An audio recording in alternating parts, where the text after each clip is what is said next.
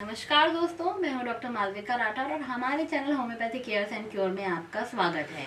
तो आज हम बात करेंगे थायराइड के बारे में। Let's start the topic.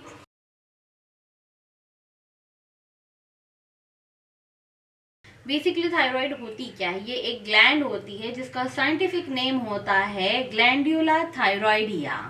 तो बेसिकली ये सिचुएटेड कहाँ होती है? ये सिचुएटेड होती है हमारे गले में जो साउंड बॉक्स होता है उसके जस्ट नीचे विंड पाइप। अब जो विंड पाइप होती है उसके दोनों साइड में थायराइड ग्लैंड होती है, बिल्कुल बटरफ्लाई की तरह सिचुएटेड होती है, लाइक दिस।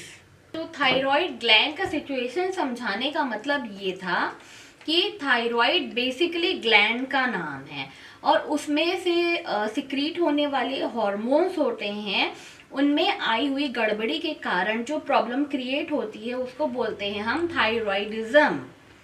तो ये चीज मैं रिपीट करूंगी और आपको समझना है कि ग्लैंड का नाम है थायराइड और उसके कारण जो प्रॉब्लम क्रिएट होती है उसको बोला जाता है थायराइडिज्म। हम बोलचाल की भाषा में किसी को अगर बताना हो कि अरे उसको थायराइड है, तो थायराइड नहीं है, उसके पास थायराइड ग्लैंड है ही भाई, उसको बोलेंगे कि उसको थायराइडिज्म है। अब उसको दो टाइप में डिफरेंशिएट किया जाता है, हाइपरथायराइडिज्म और हाइपोथायराइडिज्म। इसके बारे में हम अभी बात करेंगे, लेकिन पहले हम ये बताएंगे कि थायराइड में कितने टाइप की हार्मोन्स होती हैं और क्या क्या टेस्ट कराया जाता है। तो इसमें बेसिकली तीन तरह के हार्मोन्स को देखा जाता है। T3, जिसका पहले हार्मोन का नाम है T3 जिसका फुल फॉर्म होता है try iodothyronine. Then T4 thyroxine और उसके बाद होता है TSH thyroid stimulating hormone. T3 T4 stimulate करते हैं पिट्यूटरी को, फिर पिट्यूटरी से जो हार्मोन सिक्रीट होता है उसको बोला जाता है थायराइड स्टिमुलेटिंग हार्मोन। बेसिकली जब TSH का टेस्ट किया जाता है कि पेशेंट को थायराइडिज्म हुआ है या नहीं, वो देखने के लिए TSH का टेस्ट किया जाता है, जिसे हम TSH प्रोफाइल टेस्ट बोलते हैं। उसमें हमें मेनली TSH का ही वैल्यू देखना होता है कि वो नॉर्मल से कम है या नॉर्मल से ज्यादा। उसके बेसिस पे डिसाइड होता है कि पेशेंट हाइपर है, हाइपरथायराइडिज्म पेशेंट है या हाइपोथायराइडिज्म है। ठीक, यूजुअली TSH प्रोफाइल टेस्ट का प्राइस 650 से 700 के बीच हो जाता है, बट अलग अलग लैब्स में अलग अलग प्राइस जो है वो कंडक्टेड होते हैं। इस बारे में हम बहुत ज़्यादा डीप में नहीं जाएंगे।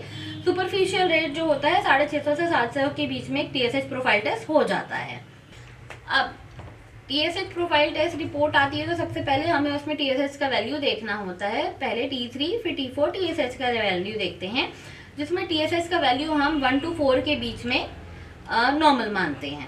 मतलब आपका 1 से 4 के बीच में अगर आपका TSH का वैल्यू आया है, मतलब आप कोई रेड जोन में या रेड लाइन में नहीं है, आप नॉर्मल रेंज में हैं, आपको खतरे की कोई वाली थायराइडिज्म वाली कोई बात नहीं, आप खतरे के बाहर हैं।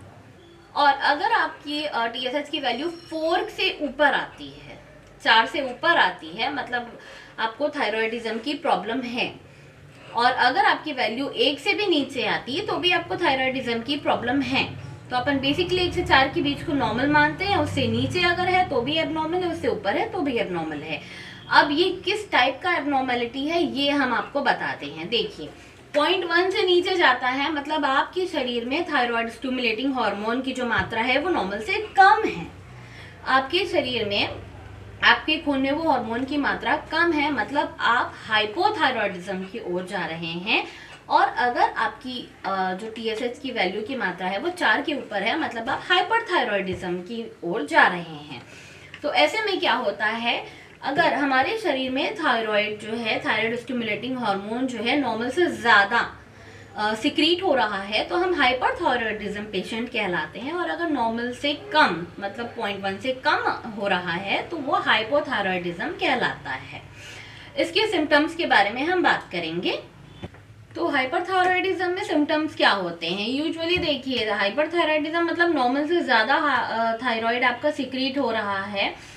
तो उसमें क्या होता है, सबसे पहले आपके गले में दर्द होगा, गले में सूजन बना रहेगा, वजन बढ़ा हुआ लगेगा, जिसके कारण शरीर में सूजन बना रहेगा तो ऐसा लगेगा कि वजन बढ़ा हुआ है। बेसिकली मोटे नहीं होते हैं थायराइडिज्म के पेशेंट, शरीर में सूजन के कारण वो फैटी और फ्लैबी दिखने लगते हैं। पाचन क्रिया कमजोर होने के कारण इन पेशेंट्स में कभी भी लूज मोशन या कॉन्स्टिपेशन अपीयर हो जाएगा। भूख ज्यादा लगेगी, नींद नहीं आएगी ठीक से, शरीर में थकावट रहेगी और गले में दर्द के कारण आवाज़ में हॉर्सनेस बनी रहेगी, मतलब गले में खराश बनी रहेगी।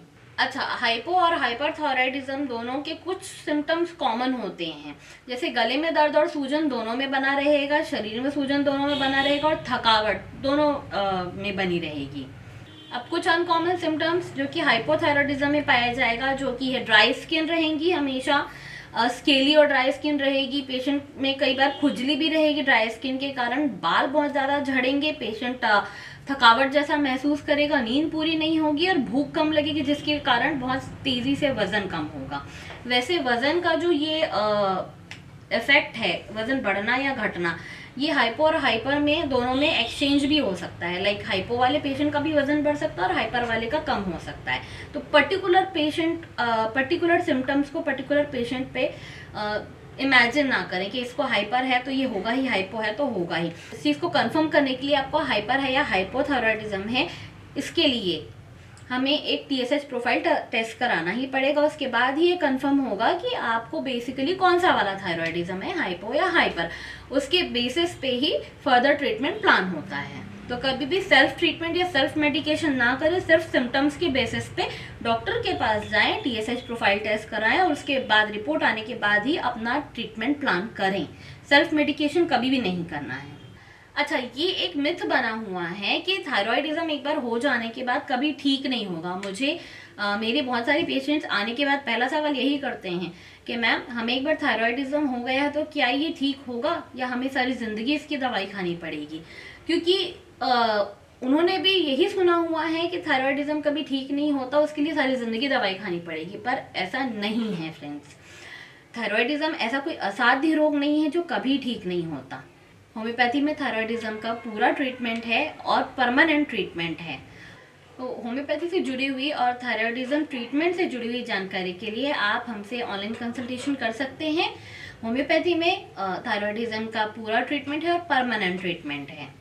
अच्छा, लास्टली एक चीज़ बोलना चाहूँगी कि अपना शरीर और अपनी हेल्थ का ध्यान रखना आपकी खुद की जिम्मेदारी है। अपने शरीर, अपने हेल्थ के लिए किसी पर डिपेंड ना रहें कि ये मुझे लेकर जाएगा डॉक्टर के पास तो मैं अपना इलाज कराऊंगी। आपको अपने शरीर से संबंधित कोई भी सिम्टम्स लगते हैं या बॉडी चेंजेस लगते हैं तो तुरंत ही हमसे परामर्श लें और अपना जितनी जल्दी हो सके अपना इलाज करवाएं।